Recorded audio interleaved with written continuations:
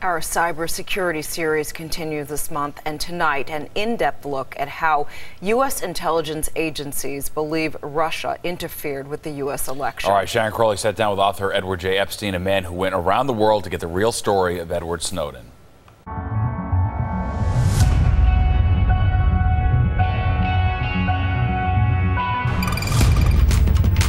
The FBI is investigating the Russian government's efforts to interfere in the 2016 presidential election.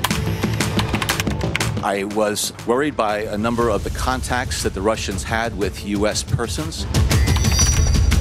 The national security advisor essentially could be blackmailed by the Russians. And I will be president for all Americans. U.S. intelligence agencies, including the Department of Homeland Security and the FBI, agree Russian spies interfered with the election of a United States president. I thought it was very important to call out what the Russians were trying to do with our election. Agents in the FBI and the DHS think they know how the Russians engaged in cyber warfare. This first box of the chart they created represents Russian computers. An arrow shows the next step. Russian operatives get on the internet. Once online, Russia takes its first aggressive action, picking a victim. They'll send it to a targeted victim. That's why it's called a spear phishing attack. Alexander Heid is a chief research officer at the New York-based cybersecurity firm SecurityScorecard. A spear phishing attack is crafting a specialized email that looks like it's from a legitimate resource, but in reality, it's a fake phishing attack. Inside this third box is the victim space. It's here, according to the U.S. government, the Russians executed the hack or breach. Usually their goal is to extract passwords or deploy malware. And once they're inside the victim's network, their goal is to essentially exfiltrate data of interest. In this case, it would be a state-sponsored attacker, so they're interested in files that would be related to intelligence gathering. Russians didn't just gather the stolen information, it was distributed and posted. Weaponize this information by distributing it among fake news sites, deciding when and how to release it. Edward J. Epstein is the author of How America Lost Its Secrets, Edward Snowden, the Man, and the Theft.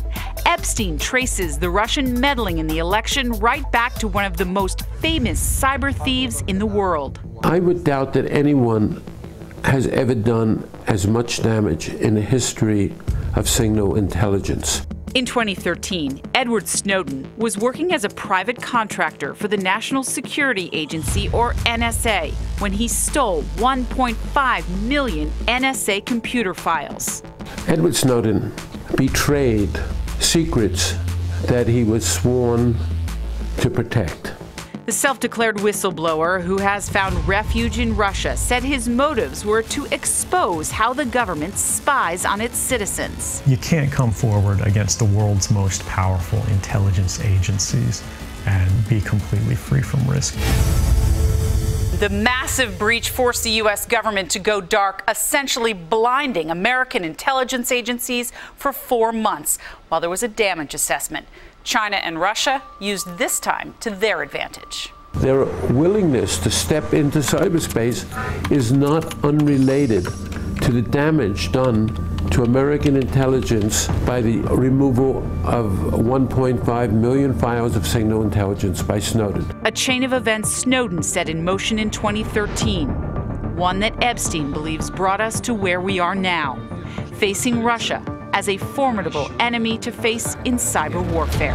America no longer owns cyberspace, because we did up to 2013.